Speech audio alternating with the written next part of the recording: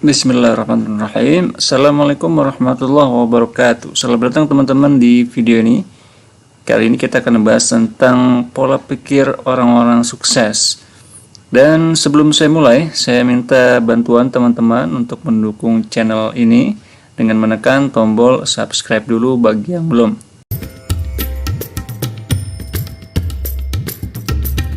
Ya teman-teman, kita sudah di Sarangan. Nah ini dia suasana. Teman-teman sekalian.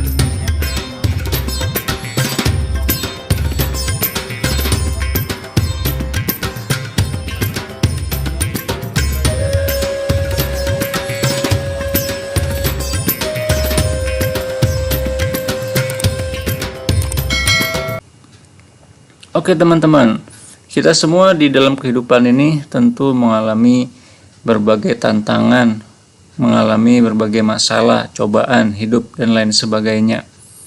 Dan rata-rata tantangannya mirip ya, terutama dalam bidang belajar ya, dalam bidang studi.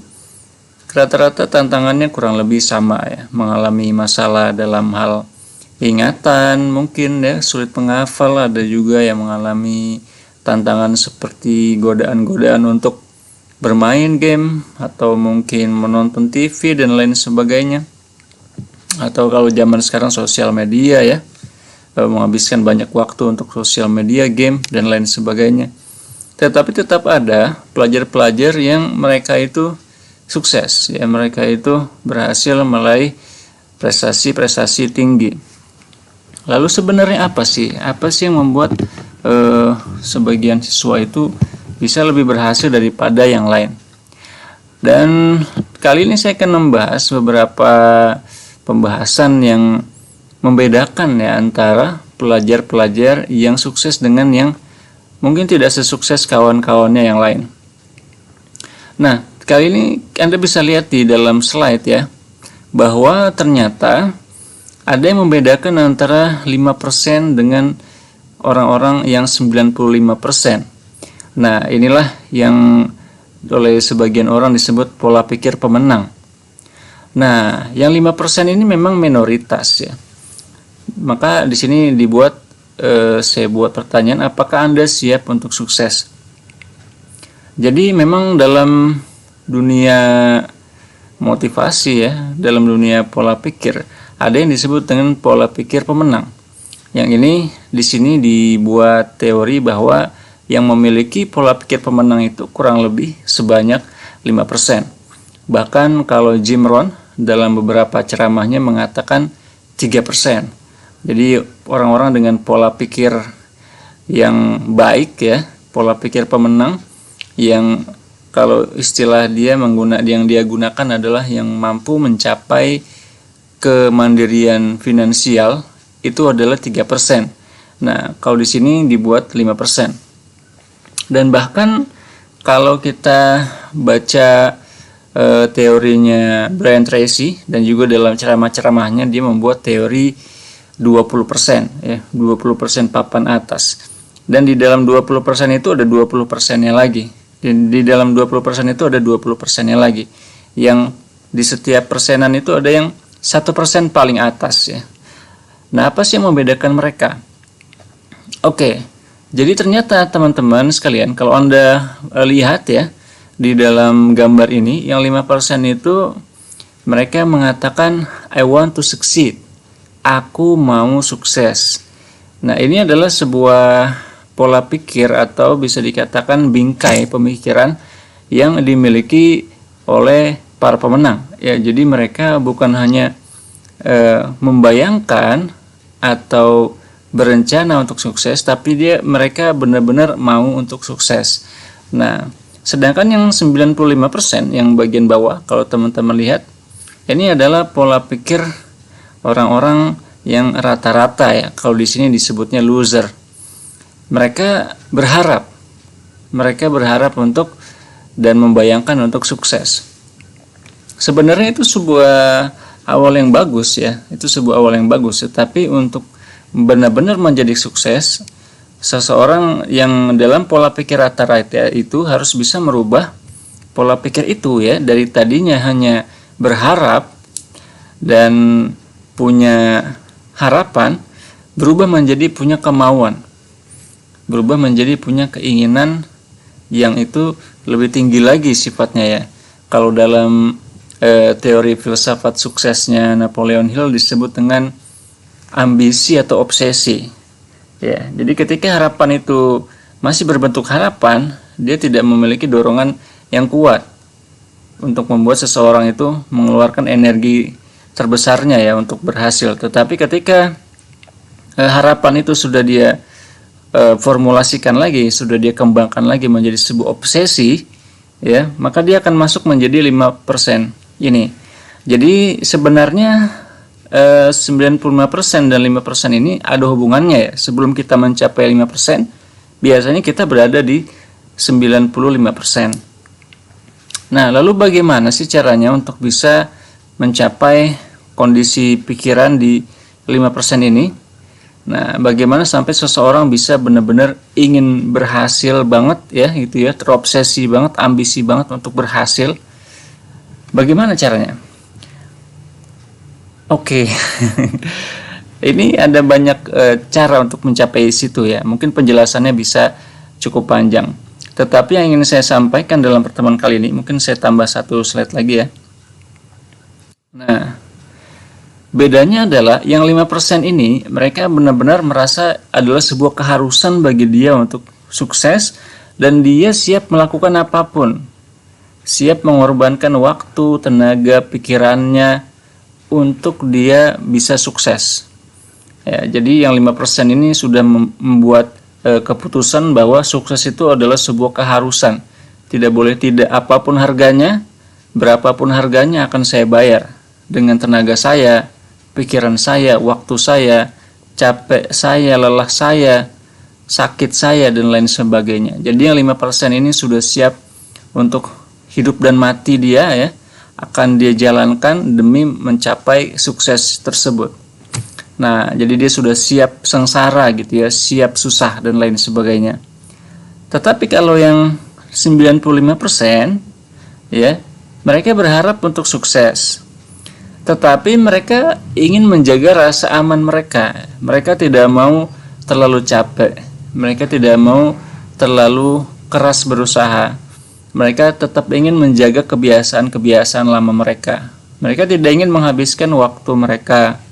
Mereka tidak ingin bersusah payah, ya, berlelah-lelah, sakit-sakitan, ya, jatuh-jatuhan demi mencapai harapan dia. Nah, inilah yang membedakan ya. Jadi ketika seseorang masih berharap saja dan tidak mau mengorbankan apa yang dia punya, ya, maka dia akan tetap masuk ke dalam 95%. Karena itu dalam sebuah buku ya yang menceritakan bagaimana perjalanan salah satu institusi Islam yang cukup berpengaruh di Indonesia yaitu Gontor ya.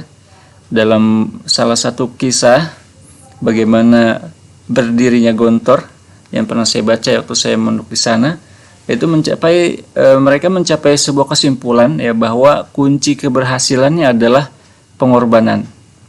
Kunci keberhasilannya adalah pengorbanan. Dan dalam Islam ini kita juga ditekankan ya untuk berkorban, mengorbankan apa yang bisa kita korbankan ya demi kebaikan. Ya, kita berikan apa yang kita bisa demi kebaikan ya, mencari ridho Allah Subhanahu wa taala. Nah, demikian juga ketika seseorang ingin sukses ya, maka dia berikan apa yang dia punya untuk bisa mendapatkan kesuksesan tersebut. Dia korbankan apa yang dia punya demi bisa mencapai kesuksesan tersebut. Kalau dalam istilah Al-Qur'annya di akhir juz 3 ya, itu berbunyi lan tanadul birra hatta tunfiqu mimma tuhibbun. Kalian tidak akan mencapaikan bir, tidak akan mencapai bir. Nah, bir di sini adalah kebaikan ya, sampai kalian mengeluarkan apa yang kalian sukai.